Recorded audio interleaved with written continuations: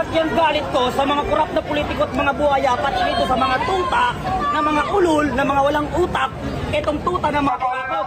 Kaya kami mga Pilipino, mga kabataan ngayon nakikisa sa panawagan ng Marcos resign at bumaba ka na sa pwesto sapagkat hindi na babagay sa ating bansa na merong presidenteng bangag na wala sa tamang pag-iisip. Yan ay hindi galing sa kung sino-sinong Pilipino. Yan ay galing mismo sa bunganga ng kanyang kapatid na si Amy Marcos na si Bongbong Marcos ay bangag at adik.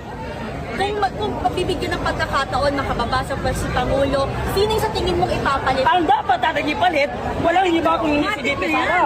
Automatic yan, si VP Sara ang pumapalit sa kanya. At yan ay ayaw ng mga dilawan na mangyari na si VP Sara ang maupo na presidente. Pero hindi nila alam na sila ang gumawa sa batas na yan na pag yumawa ang isang presidente ay ang vice president ang susunod. Tapos ngayon, ipagsisigawan ng makakaliwa na pati si Sara ay mag-resign. Bakit? Alam nila na mapuputol ang mga sungay nila pag si VP Sara na po, wala ni isa na ang pwedeng mangungurakot. Sunod-sunod na yan at ang pangarap ng taong bayan ay si Bongbong Marcos ang mapukulong pati si John Vic Rimulya.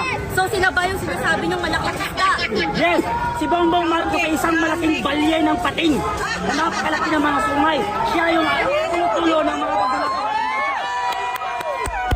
Alam nyo, kaya ko sinasabi na si Bongbong Marcos ang pinakaulo ng mga kurakot. Kaya ko sinasabi na si Bongbong Marcos ay isa sa pinakaulo ng kurakot dahil siya ang mapaka-aproba sa lahat ng project at sa lahat ng budget. Si Bongbong Marcos ang pumipirmaan yan bago mapunta doon sa silyanan ng mga kurakot. May mga sinabi si Zaldico na kasabwat ang Pangulo. Ito ba dapat paniwalaan ng Yes, taong bayan? dapat natin paniwalaan na si Zaldico ay isa sa mga kurakot at nagnako sa kutang pera ng bayan. Ngayon, si Zaldico lamang ang makakapagturo kung sino ang mga kasabwat at sino ang leader nila sa mga pagdanakaw. At mismo doon, si Bongbong Marcos ay sangkot sa pagdanakaw sa ating pera.